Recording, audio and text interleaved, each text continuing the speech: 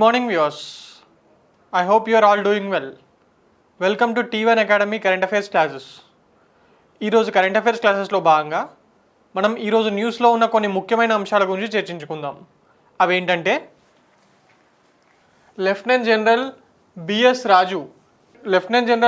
Raju to take over as vice chief of army staff on Sunday. ఈయన B S Raju గారండి. భగవల్లి సోమశేఖర్ రాజు అంత అవసరం లేదండి, బిఎస్ రాజు అని చెప్పి గుర్తుపెట్టుకుంటే సరిపోతుంది. B S Raju has been taken over as vice chief of army staff. ఆర్మీకి చీఫ్ ఉంటారు కదండి, ఆయన తర్వాత సెకండ్ పొజిషన్లో ఉండేది vice chief of army staff గారండి.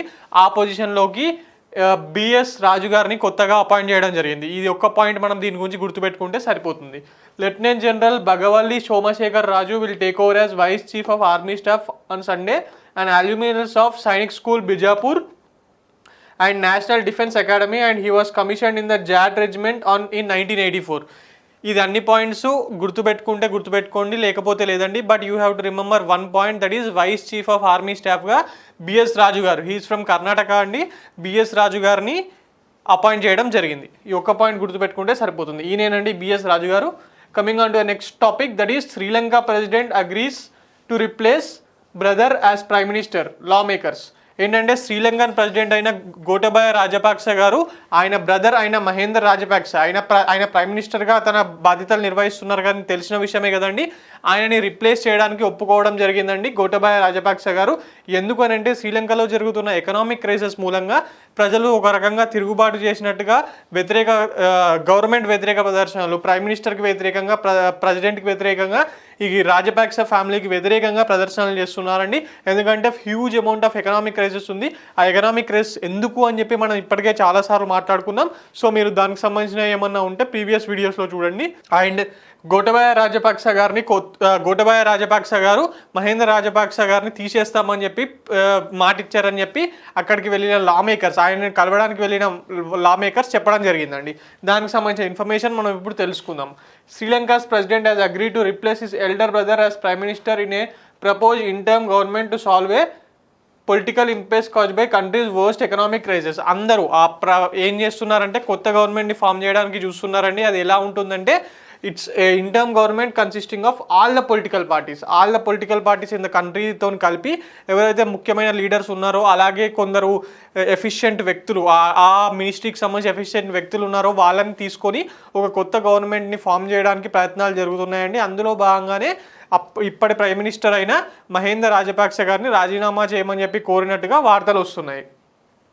According to law makers, president Gotabaya Rajapaksa agreed that A national council, ఇందాకే చెప్పాను కదా అన్ని పార్టీలు కలిపి చేస్తున్నారని చెప్పి, that A national council will be appointed to name a new prime minister and cabinet comprised of all parties in parliament. Law makers Maithripala Sirisena, ఈ మైత్రిపాల సిరిసేన గారు ఎక్స్ ప్రెసిడెంట్ ఆఫ్ శ్రీలంక అండి, said after meeting with the president ఎవరు ఇప్పుడు శ్రీలంక కంటే Gotabaya Rajapaksa. Sri Lanka is near bankruptcy and has announced it suspending payments on foreign loans. Sri Lanka దగ్గర వాళ్ళ foreign loans కట్టడానికి కానివ్వండి, ఇంపోర్ట్స్కి సంబంధించిన బిల్స్ కట్టడానికి కానివ్వండి, ఫారెన్ కరెన్సీ అనేది అవసరం ఉన్నంత లేకుండా పోయిందండి. అందువల్లనే మేము ఇప్పుడు ఫారెన్ లోన్స్ అనేది ఇప్పట్లో కట్టలేమని చెప్పి మేము అవసరమైతే మేము కట్టాల్సిన వడ్డీని కూడా అసల్లో లెక్క వేసుకోండి అని చెప్పి మొన్న చెప్పడం జరిగింది కదా. దానికి సంబంధించిన మనం ఒక క్లాస్లో దానికి సంబంధించి మాట్లాడుకున్నాం కూడా. And it has to repay $7 billion in foreign debt this year. ఈ ఒక్క సంవత్సరంలోనే ఫారెన్ డెట్ $7 billion ముఖ్యంగా చైనా వాళ్ళకు కట్టాల్సి ఉందండి. And $25 billion by 2026. బట్ వాళ్ళ దగ్గర ఇప్పుడున్న ఫారెన్ కరెన్సీ ఎంతో చూసుకుంటే, డాలర్స్ ఎంతో చూసుకుంటే $1 billion కూడా లేవండి. అంత హ్యూజ్ ఎకనామిక్ క్రైసిస్లో ఉంది. ఇందువల్లనే ఏం చేశారంటే ఫారెన్ దగ్గర నుంచి ఇంపోర్ట్స్ చేసుకోవడం అనేది వీళ్ళు ఒక రకంగా బహిష్కరించడం జరిగిందండి. They have ban the imports of luxury goods into Sri Lanka. ఆ లగ్జరీ గూడ్స్ మాత్రమే కాకుండా ఫ్యూయల్ కొందామన్నా మనీ లేవండి, ఫ్యూయల్ కొందామన్నా, నిత్యావసర సరుకులు కొందామన్నా, it is an import dependent country. అందువల్లనే మన దేశమైన ఇండియా మన నేబర్ అయిన శ్రీలంకకు చాలా సహాయం చేస్తుందండి. మెడికల్ ఎయిడ్స్ కానివ్వండి, ఫుడ్ సప్లైస్ కానివ్వండి, ఇండియన్ ఆయిల్ కార్పొరేషన్ ద్వారా ఫ్యూయల్ కానివ్వండి, ఇలా వివిధ రకాల్లో హెల్ప్ చేస్తుంది. అలాగే ఫారెన్ ఎయిడ్స్ ఇవ్వడంలో కూడా మన దేశమే ముందు స్థానంలో ఉందండి శ్రీలంకకు సంబంధించినంత వరకు. Coming on to the next topic, that is mission Sagar 9. Mission Sagar mission Sagar 9 INS Gharial reaches to Colombo delivers critical medical aid to Sri Lanka with అన్ దీనికి సంబంధించి మిషన్ సాగర్, మనం సాగర్ గురించి ఇందాక మాట్లాడుకున్నాం కదండి, ఇంతకుముందు క్లాసెస్లో మిషన్ సాగర్ గురించి మాట్లాడుకున్నాం. మిషన్ సాగర్ కింద ఇండియా తన చుట్టుపక్కల ఉన్న నేబరింగ్ దేశాలకు అవసరమైన సందర్భాల్లో హెల్ప్ చేస్తూ ఉంటుందండి. రిటర్న్గా ఏమి ఎక్స్పెక్ట్ చేయకుండా హెల్ప్ చేస్తూ ఉంటుంది. ఈ సాగర్ అనే దానికి అబ్రివేషన్ ఏంటండి? సాగర్ అంటే security and growth for all in the reason. ఇది మన ప్రైమ్ మినిస్టర్ నరేంద్ర మోడీ గారి విజన్లో భాగంగా ఈ సాగర్ ఇనిషియేటివ్ అనేది గవర్నమెంట్ ఆఫ్ ఇండియా స్టార్ట్ చేయడం జరిగిందండి. ఈ సాగర్ అంటే ఏంటి అని చెప్పి ఎగ్జామ్లో అడిగే చాయిసెస్ ఎక్కువగా ఉన్నాయండి. Sagar abbreviation security and growth for all in the reason. ముఖ్యంగా ఇప్పుడు టీఎస్పీఎస్సీ గ్రూప్ 1 ఉంది కదండి, టీఎస్పీఎస్సీ గ్రూప్ 1లో కానివ్వండి, లేకపోతే ఏపీపీఎస్సీ గ్రూప్ 1 గ్రూప్ 2 ఎగ్జామ్స్లో కానివ్వండి, ఈ సాగర్ యొక్క అబ్రివేషన్ ఆర్ ఫుల్ ఫామ్ అడిగే ఛాన్సెస్ ఎక్కువగా ఉన్నాయి. So you have to remember this. With the overarching aim of providing critical medical aid to Sri Lanka during ongoing crisis, INS Garial, as a part of Mission Sagar 9, today reached Colombo. It has delivered 760 kgs of critical life-saving medicines. 760 kgs of critical life-saving medicines అనేది అందించడం జరిగిందండి. ఇంతకుముందు మనం food supplies, fuels కూడా transport చేసాము శ్రీలంకకు. ఇప్పుడు medical AIDS మళ్ళీ ఒకసారికి ట్రాన్స్ఫర్ చేస్తున్నాము అండర్ మిషన్ సాగర్ 9. ఈ మిషన్ సాగర్ అంటే ఏంటో తెలుసుకోవాల్సిన అవసరం ఉంది. అండ్ సాగర్ అబ్రివేషన్ కూడా గుర్తుపెట్టుకోవాలండి. In line with government's vision of Sagar, the Indian Navy undertakes several deployments titled Mission Sagar to assist friendly countries. మన చుట్టుపక్కల నేబరింగ్ కంట్రీస్ అయినా మన ఫ్రెండ్లీ కంట్రీస్కి ముఖ్యంగా COVID-19 టైంలో కానివ్వండి, లేకపోతే ఇప్పుడు శ్రీలంకకు ఎకనామిక్ క్రైసిస్లో కానివ్వండి, వాళ్ళు ఇబ్బందుల్లో బాధల్లో ఉన్నప్పుడు మిషన్ సాగర్ అనే ప్రోగ్రామ్ కింద గవర్నమెంట్ ఆఫ్ ఇండియా ఆదుకోవడం జరుగుతుందండి. Since May 2020, the Indian Navy has successfully concluded 8 such missions. ఇప్పటి వరకు ఈ మిషన్ సాగర్ కింద 8 సార్లు ఇలాంటి మిషన్స్ కండక్ట్ చేసిందండి. మదగాస్కర్కి పంపించాము, మన శ్రీలంకకు పంపించాము, ఇంతకుముందు మాల్దీవ్స్కి పంపించాము. ఇలా డిఫరెంట్ కంట్రీస్, అవర్ ఫ్రెండ్లీ కంట్రీస్కి మనం హెల్ప్ అనేది మిషన్ సాగర్ కింద పంపించడం జరుగుతుందండి. Coming on to next topic, that is anti ship version of BrahMos missile. మనం బ్రహ్మోస్ మిజైల్ గురించి మనకు తెలిసిందే కదండి. దాని మీద ఇప్పుడు కొత్తగా యాంటీ షిప్ వర్షన్ బ్రహ్మోస్ మిజైల్కి సంబంధించి ఎయిర్ మిజైల్ ఉంది, నావీ వాళ్ళు చేసేది ఉంది. అందులో భాగంగా యాంటీ షిప్ మిజైల్ని తయారు చేయడం జరిగిందండి. దాని గురించి ఇప్పుడు మనం తెలుసుకుందాం. Recently and anti ship version of BrahMos supersonic cruise missile. ఇది ఒక సూపర్సోనిక్ క్రూయిజ్ మిజైల్ అండి. క్రూయిజ్ మిజైల్ బాలిస్టిక్ మిజైల్ కాదు, it is a cruise missile was successfully test-fired jointly by Indian Navy and Andaman Nicobar Command. Indian navy and Andaman Nicobar command కలిపి అండమాన్ నికోబార్ ఐలాండ్స్లో ఈ anti ship BrahMos మిజైల్స్ని anti ship version of BrahMos మిజైల్ని సక్సెస్ఫుల్గా test చేయడం జరిగిందండి. The Andaman and Nicobar command is the only tri services command of Indian air forces.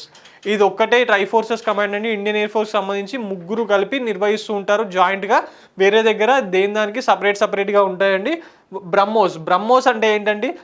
BrahMos is a joint project of India and Russia. ఇండియాకి సంబంధించిన DRDO అండ్ రష్యాకు సంబంధించిన NPOM వీళ్ళిద్దరూ కలిపి దీన్ని తయారు చేయడం జరిగిందండి. It is a joint project. చాలా తక్కువ కంట్రీస్ మాత్రమే ఇలా జాయింట్ ప్రాజెక్ట్స్ని చేస్తూ ఉంటాయండి. బ్రహ్మోస్ క్రూయిజ్ మిజైల్ని ఇండియా అండ్ రష్యా 2 దేశాలు కలిపి నిర్వహించడం జరిగింది. It is named on the rivers Brahmaputra and Moskva. బ్రహ్మపుత్రలోని మాస్కోవాలోని మోస్ కలిపి బ్రహ్మోస్ అని చెప్పి పేరు పెట్టడం జరిగిందండి. On the names of their rivers పేరు మీద నుంచి బ్రహ్మోస్ అనేది తీయడం జరిగింది అని చెప్పి అడగడం జరిగిందండి already. So you have to remember this names Brahmaputra and Moskva. It is a multi platform missile అంటే it can be launched from air నుంచి లాంచ్ చేయొచ్చండి. అంటే సుకోయ్ ఎయిర్ క్రాఫ్ట్స్ నుంచి లాంచ్ చేయొచ్చు, లేకపోతే నావల్ షిప్స్ నుంచి లాంచ్ చేయొచ్చు, లేకపోతే ల్యాండ్ మీదకి వెళ్ళి కూడా లాంచ్ చేయొచ్చండి దీన్ని, ఈ బ్రహ్మోస్ మిజైల్ని. It is a multi capable with pinpoint accuracy that works in both day and night irrespective of. ఇది ప్రొద్దున పూట రాత్రిపూట ఎలాంటి వెదర్ కండిషన్స్లో అయినా, భూమి మీద నుంచి అయినా, ఆకాశం నుంచి అయినా, సముద్రం మీద నుంచి అయినా, ఇలా ఎక్కడి నుంచి అయినా బ్రహ్మోస్ సూపర్సోనిక్ మిజైల్ అనేది అవసరం ఉన్న పరిస్థితుల్లో యుద్ధంలో వాడుకోవడానికి అవకాశం ఉందండి. It's operates on fire and forget principle. ఒక్కసారి ఫైర్ చేసిన తర్వాత దీనికి నావిగేషన్ అవసరం లేదండి, ఫర్దర్ గైడెన్స్ అవసరం లేదు, ఒక్కసారి లాంచ్ చేసి వదిలేస్తే సరిపోతుంది. BrahMos is the fastest cruise missile currently operationally deployed with speed of BrahMos speed ఎంత అని చెప్పి లాస్ట్ టైం అడగడం జరిగిందండి. It is Mach 2.8. Mach 2.8 approximately 3 times the speed of sound. అంటే సౌండ్ యొక్క వేగం కన్నా 3 రెట్లు ఎక్కువ స్పీడ్తోని ఇది వెళ్తుందండి. ఇది వెళ్ళడం జరుగుతుంది. Earlier the Indian air force has successfully test fired. Indian air force వాళ్ళ సుకోన్ ఎంకేఐ మన Indian air force fighter jet నుంచి దీన్ని ప్రయోగించడం జరిగిందండి, సక్సెస్ఫుల్గా ప్రయోగించడం జరిగింది. అలాగే recently the Indian navy also successfully test fired and advanced version of BrahMos missile from stealth destroyer.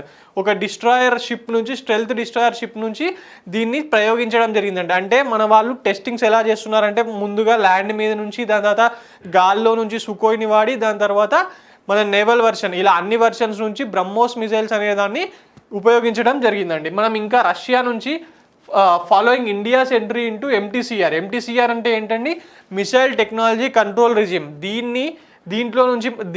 దీంట్లోకి మనము అమెరికా యొక్క సపోర్ట్తో ఎంట్రీ తీసుకోవడం జరిగిందండి. అందువల్ల అది లేకపోవడం వల్ల ఇంతకుముందు ఈ బ్రహ్మోస్ మిసైల్ రేంజ్ అనేదాన్ని 290 kilometers వరకే ఉండేదండి. ఇప్పుడు మనకు ఎంటీసీఆర్లో ఎంట్రీ ఉంది కాబట్టి ఈ బ్రహ్మోస్ మిసైల్ రేంజ్ అనేదాన్ని ఇంక్రీజ్ చేయడం జరిగిందండి. ఫ్రమ్ 290 kilometers నుంచి 450 kilometers అండ్ తర్వాత కాలంలో 600 kilometers వరకు కూడా ఎక్స్టెండ్ చేసే అవకాశాలు ఉందండి. ప్రస్తుతానికి బ్రహ్మోస్ మిసైల్ యొక్క రేంజ్ ఎంత అండి? It is initially develop with the range capped at 290 kilometers ప్రస్తుతానికి ఉంది. దాన్ని ఇంకా 450 kilometers కూడా మొన్న టెస్ట్ ఫైర్ చేశారండి. అండ్ ఇంకా దాన్ని 600 kilometers వరకు కూడా ఇంక్రీజ్ చేసే అవకాశాలు ఉన్నాయి. అలాగే మనం ఇది కాకుండా ఇంకా రష్యా నుంచి ఏ డిఫెన్స్ ఎక్విప్మెంట్ని ప్రొక్యూర్ చేసుకుంటున్నామంటే సబ్మరైన్స్ తీసుకుంటున్నాము. P-75I ప్రాజెక్ట్ కింద 6 సబ్మరైన్స్ని మనము ఈ మధ్య కాలంలోనే వాళ్ళతో ఒక ఒప్పందం కుదుర్చుకున్నాము. అలాగే AK-203 హ్యాండ్మేడ్ గన్స్ అండి. అలాగే negotiations for leasing 2 nuclear ballistic submarines. Russia నుంచి మనం చాలా ఎక్విప్మెంట్, మన డిఫెన్స్ ఎక్విప్మెంట్లో ఒక రకంగా 70 to 80% మనం రష్యా వాళ్ళ దగ్గర నుంచి తెచ్చుకున్నదే ఉంటుందండి. And frigates and guided missile destroyers and air craft career అయిన మన విక్రమాదిత్య ఉంది కదండి. ఇప్పటికి మన ఇండియాలో అరిహంట్ ఇంకా టెస్టింగ్ స్టేజ్లోనే ఉందండి. ప్రస్తుతానికి వాడుకంలో ఉన్న INS విక్రమాదిత్య కూడా సోవియట్ యూనియన్ కాలంకి సంబంధించిన ఒక ఎయిర్ క్రాఫ్ట్ కెరియర్ అండి. దాన్ని మనము అక్కడి నుంచి కొనుక్కొని ఇక్కడ వాడుకుంటున్నాం. INS Vikramaditya, the only air craft career which is in use presently for India is INS Vikramaditya అండి. INS అరిహంట్ మనం ఇండిజీనియస్గా ఇక్కడే తయారు చేసుకున్నాము, బట్ స్టిల్ అది ఇంకా టెస్టింగ్ స్టేజెస్లోనే ఉంది. ఇవి కాకుండా మనం ఇంకా fighter air craft like mix కానివ్వండి, సుకోయిస్ కానివ్వండి, ఇలా చాలా రకమైన ఫైటర్ ఎయిర్ క్రాఫ్ట్ని మనం రష్యా నుంచే తీసుకుంటున్నాం. అలాగే మెయిన్ మన బ్యాటిల్ ట్యాంక్స్ యుద్ధాల్లో వాడే ట్యాంక్స్ ఉంటాయి కదా, అవికి సంబంధించి T-90s కానివ్వండి, లేకపోతే T-72s కానివ్వండి, ఇలా అతి ముఖ్యమైన బ్యాటిల్ ట్యాంక్స్ కూడా మనం రష్యా నుంచే కొనుక్కోవడం జరుగుతుంది. అలాగే మిజైల్ డిఫెన్స్ సిస్టమ్ అండి. ఈ మిజైల్ డిఫెన్స్ సిస్టమ్ అయిన S-400ని కొనద్దు అని చెప్పి అమెరికా వాళ్ళు మన మీద కాట్సా కింద ఆంక్షలు విధిస్తామని కూడా బెదిరించారండి. అయినా కూడా ఇండియన్ గవర్నమెంట్ అవేమీ పట్టించుకోకుండా S-400 మిజైల్ డిఫెన్స్ సిస్టమ్ని రష్యా నుంచి కొనుక్కోవడం జరిగింది. ఇలా మనము డిఫెన్స్ విషయాల్లో ఒక బ్రహ్మోస్ మీదనే కాదండి, చాలా విషయాల్లో రష్యా మీద ఆధారపడి ఉన్నాం. అందువల్లనే ఒక రకంగా అదే మెయిన్ రీజన్ అండి, మనం రష్యా-యుక్రెయిన్ వార్లో ఉక్రెయిన్కు సైడ్ తీసుకోకుండా ఓన్లీ న్యూట్రల్గా ఉండడానికి ఇది ఒక మెయిన్ పాయింట్ అండి. Coming on to next topic, that is Estonia hosts the world's largest cyber exercise. Cyber ఈవెంట్స్కి సంబంధించి సైబర్ దాడులు చాలా దేశాల మీద జరుగుతున్నాయి, మనం అప్పుడప్పుడు వింటూ ఉంటాం. China cyber army has attacked India's అని చెప్పి ఇండియన్ పవర్ సిస్టమ్ మీద అటాక్ చేయడానికి ట్రై చేస్తున్నాయని చెప్పి మనం వింటూ ఉంటాం కదా. అలాంటి ఒక ఎక్సర్సైజ్ అండి.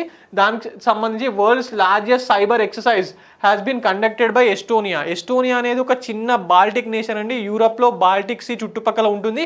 But cyber related issues, technology related ఇష్యూస్లో ఇది ప్రపంచంలోనే టాప్ 5 కంట్రీస్లో ఒకటిగా నిలుస్తుందండి. అక్కడే ప్రతి సంవత్సరం ఎస్టోనియాలో ఈ వరల్డ్స్ లార్జెస్ట్ సైబర్ ఎక్సర్సైజ్ అనేది నిర్వహించడం జరుగుతుంది. మనం ఇందులో గుర్తుపెట్టుకోవాల్సిన పాయింట్ ఒకటేనండి, which country has hosted the world's largest cyber exercise అని అడుగుతాడు. ముఖ్యంగా RRB NTPC ఎగ్జామ్స్లో మెయిన్స్ ఎగ్జామ్స్ ఇప్పుడు ఉంది కదండి, దాంట్లో ఇది చాలా ఇంపార్టెంట్ అవుతుంది. So you have to remember this name as Estonia. Coming on to next topic, Deepika Padukone on Cannes film festival jury. జనరల్గా సినిమా వాళ్ళకి సంబంధించిన న్యూస్ ఎక్కడ అడగరండి, బట్ ఈ కేన్స్ ఫిలిం ఫెస్టివల్ కానివ్వండి, ఆస్కార్ అవార్డ్స్ కానివ్వండి, ఇలాంటి న్యూసెస్ మీద క్వశ్చన్స్ అప్పుడప్పుడు ఎగ్జామ్స్లో వస్తుంటాయి. సో ఇప్పటి వరకు మన దేశం నుంచి కేన్స్ ఫిలిం ఫెస్టివల్ జ్యూరీకి ఎవరెవరు సెలెక్ట్ అయ్యారని చెప్పి లాస్ట్ టైం ఒక క్వశ్చన్ IBPSలో అడగడం జరిగిందండి. So we have to remember this name. Cannes film ఫెస్టివల్కి జ్యూరీ మెంబర్గా మన ఇండియన్ యాక్ట్రెస్ అయిన దీపికా పదుకునే గారిని సెలెక్ట్ చేయడం జరిగింది. దాంట్లో that film festival jury is headed by French actor Vincent Lyndon గారిని దానికి సంబంధించి జ్యూరీ యొక్క ప్రెసిడెంట్గా నియమించడం జరిగిందండి. ఈ పేరు ఒకటి గుర్తుపెట్టుకుంటే సరిపోతుందండి.